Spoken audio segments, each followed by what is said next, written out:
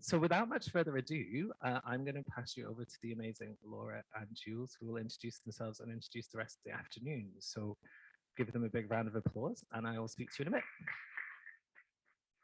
Hi, hello. Can you all hear me? Good, welcome back. It was nice to meet some of you at lunch. Like I said, I'm Laura. I'm one of the Divergent influencers. I'm originally from Fife, but I live in Glasgow, and my main interests are the intersectionality of mental health difficulties, woo, cats, helping people from the criminal justice system, Duolingo, and trainers. I like trainers. I'm pleased to meet you all and take you through this half of the afternoon. Julie? So, good afternoon, everyone. I'm Julie, and I always say I'm Ryan's mum. And I was thinking about that the other day. Why do I always say that? And I suppose that's probably because that's just the most important thing in the world to me. But I am also a person. I am a qualified personal trainer. I also have a qualification from many moons ago where I am a civil paralegal. I volunteer on various different committees. Scottish Disability Sport being an organisation that I volunteer with. For me, it's about giving back because Ryan gets so much from disability sport. And I am also involved with working alongside Volunteer with Art Scotland and also some other peer-to-peer support organisations like Disabled and many others. I love keeping fit. I love, although you wouldn't know at the minute, COVID, we'll blame that. I like hill walking, and one of my great achievements, thanks Brian, was supporting a group of friends to climb Mount Everest last year as a family. Yeah, we got to the top. So thank you. Wow, thank you. Yeah, and we hope you enjoyed lunch as well, and that you're getting acclimatized back in the ozone layer where we're in just now. And yeah, hello to those at home as well. We hope you're comfy and enjoying the afternoon so far. Jules is going to present the agenda for us. So can I have the slide? So coming up, we have a video presentation from Pam Duncan Glancy. Unfortunately, she would have loved to have been here today, but she is at the Labour Party conference. Can we have that again? Thank you. And then we have a panel of some pretty amazing people coming up, and then we'll have a break before we go into some afternoon workshops. And then Laura and I will be back together again, and we'll close the afternoon. Great. Right. So we're going to hear from Pam just now. Yep. Can we have the next slide, please? Thank you. So before we hear from Pam and her video that she very kindly sent along, tell you a little bit about Pam. So Pam Duncan Glancy is the MSP for Scottish Labour in Glasgow region. Pam she represents Glasgow, and she is also the Scottish Labour Party spokesperson for social justice and social security. She is the first permanent wheelchair user to have been elected to the Scottish Parliament. And Pam attended Stirling University, where she studied psychology and was the first disabled person to be elected to the National Union of Students before moving to Glasgow. Pam previously worked in the third sector, including Inclusion for Scotland and then Public Health Scotland before becoming an MSP. She is married with a dog and also has Tony the cockapoo. So a huge big thank you to Pam for the video we have coming up.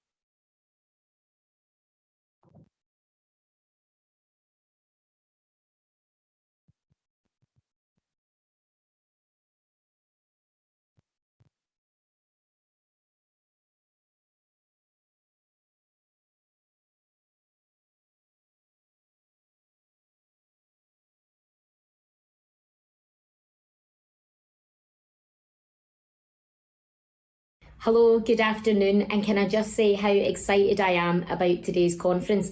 Not only is it full of vibrant young disabled people, but it's also been entirely set up by vibrant young disabled people. So I want to say congratulations for everything that you did to get today off the ground. It's so important that young disabled people's voices are heard, but not just heard, that they actually drive forward the change that we need. So I can't wait to meet you all, and I'm so sorry that I can't be there in person today.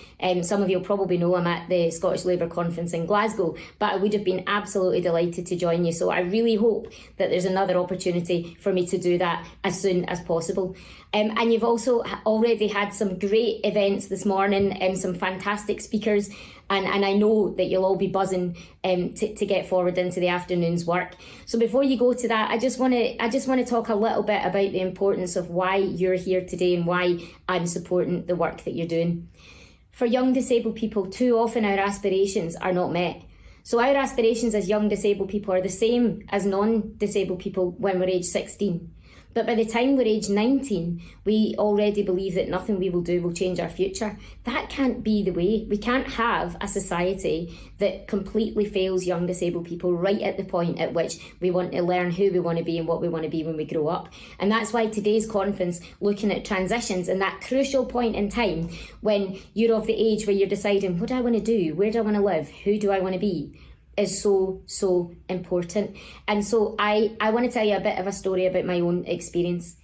When I was in school, I decided I wanted to go to university, and I decided I want to study psychology. But I had relied on my parents for a number of years, and my sister and friends, to provide a lot of social care. I also lived at home, which was fully accessible in the house.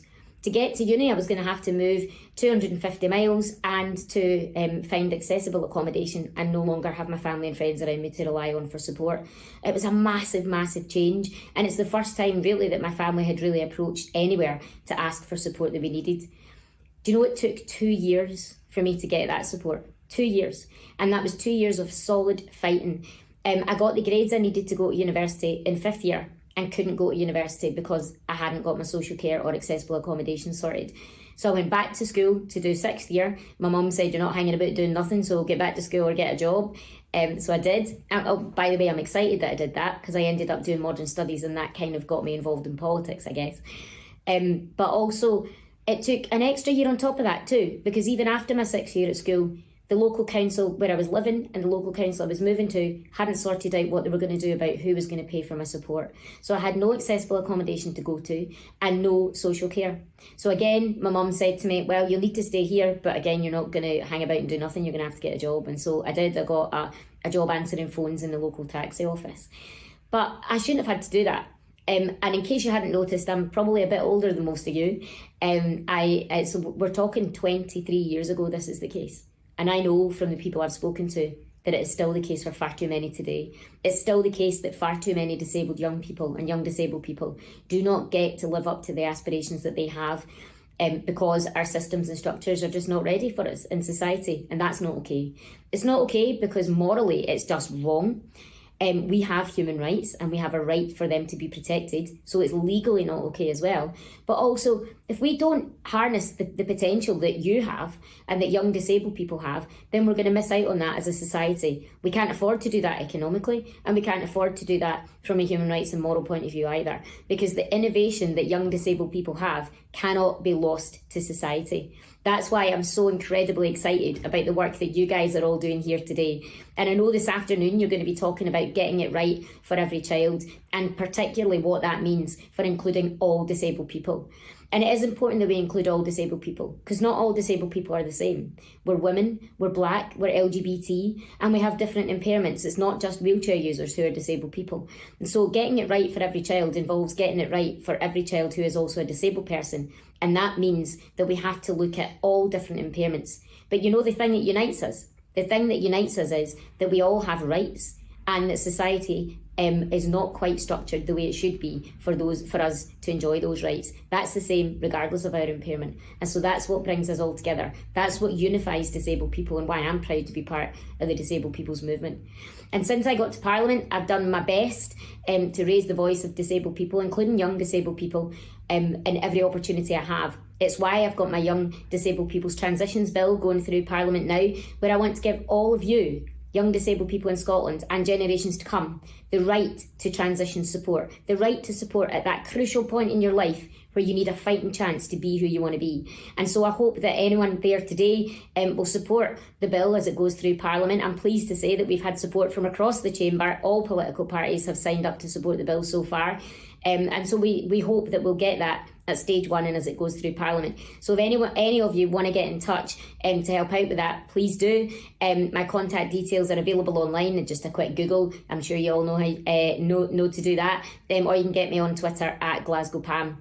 But I'm delighted that you're all there today fighting for disabled people's rights, because whilst young disabled people are at the forefront of those rights, I know that disabled people of the future are in good hands. So good luck. I'm sorry I'm not there today, but I'm there with you in spirit, and I hope you enjoy the rest of the afternoon. See you soon.